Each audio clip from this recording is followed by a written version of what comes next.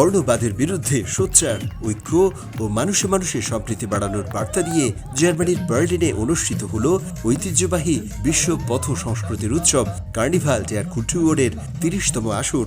এই উৎসবে বরাবরের মতোই ছিল বাংলাদেশের আবহমান শিল্প ও সংস্কৃতির ছোঁয়া।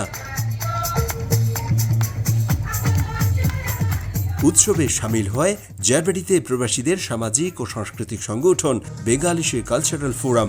এ সময় প্যারেডে বাংলার ঐতিহ্যবাহী গান ও নৃত্যে প্রবাসী তরুণ তরুণীদের সাথে যোগ দেন স্থানীয় জার্মানরাও। প্রতি বছরের মতো এবারও আমরা চেষ্টা করেছি বাংলাদেশকে বিশ্ব দরবারে একটি অসাম্প্রদায়িক দেশ হিসেবে উপস্থাপন করতে। বাংলাদেশ আমাদের অন্তরে, বাংলাদেশকে আমরা কখনোই ভুলি নাই। ধন ধান্যে পুষ্পে ভরা আমাদের এই বসুন্ধরা। এবারের কার্নিভালে অংশ নিতে বাহারি পোশাকে আর অপরূপ সাজে হাজির হয়েছিল বিশ্বের বিভিন্ন দেশ থেকে আগত প্রায় ৬,০০০ সংস্কৃতি কর্মী। প্রবাসীদের নিয়ে এই উৎসবে অসাম্প্রদায়িক বাংলাদেশ গড়ে তোলার পাশাপাশি দেশের সংস্কৃতি তুলে ধরার প্রত্যয় ছিল সবার কণ্ঠে।